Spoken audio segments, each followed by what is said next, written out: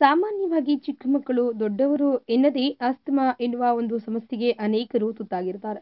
ಇನ್ನು ಈ ಒಂದು ಅಸ್ತಮಾ ಸಮಸ್ಯೆಯನ್ನ ಎದುರಿಸುತ್ತಾ ಇರುವವರಿಗೆ ಉಸಿರಾಟದ ತೊಂದರೆ ಇರುತ್ತೆ. ಇನ್ನು ಈ ಉಸಿರಾಟದ ತೊಂದರೆಯಿಂದಾಗಿ ಅವರಿಗೆ ಶ್ವಾಸಕೋಶಗಳಲ್ಲಿ ಉತ್ತಮವಾದ ರಕ್ತ ಪರಿಚಲನೆ ಸಾಗದೆ ಅನೇಕ ರೀತಿಯ ಉಸಿರಾಟವನ್ನ ಮತ್ತು ಉಸಿರಾಟದ ತೊಂದರೆಗಳನ್ನ ಅವರು ಅನುಭವಿಸುತ್ತಾ ಇರ್ತಾರೆ. ಈ ಒಂದು ಉಸಿರಾಟದ ತೊಂದರೆಗೆ ತಂಬಾಕು, ಕಲುಷಿತವಾದ ಗಾಳಿ, ನಮ್ಮ ಸುತ್ತಮುತ್ತಲಿನ ವಾತಾವರಣ, ವ್ಯಾಯಾಮ, ನಮ್ಮ ಮಾನಸಿಕ ಅಸ್ವಸ್ಥತೆ, ಆಂದೋಲನ ಪ್ರತಿಯೊಂದು ಕಾರಣವಾಗಬಹುದು. ಹಾಗಾದ್ರೆ ಅಸ್ತಮಾವನ್ನ ನಾವು ಇನ್ಹೇಲರ್ ಮೂಲಕ ಎಷ್ಟೇ ಗುಣಪಡಿಸಿಕೊಂಡ್ರೂ ಅದು ತತ್ಕ್ಷಣಕ್ಕೆ ಮಾತ್ರ ಅಂತ ಅನೇಕರು ಹೇಳ್ತಾರೆ.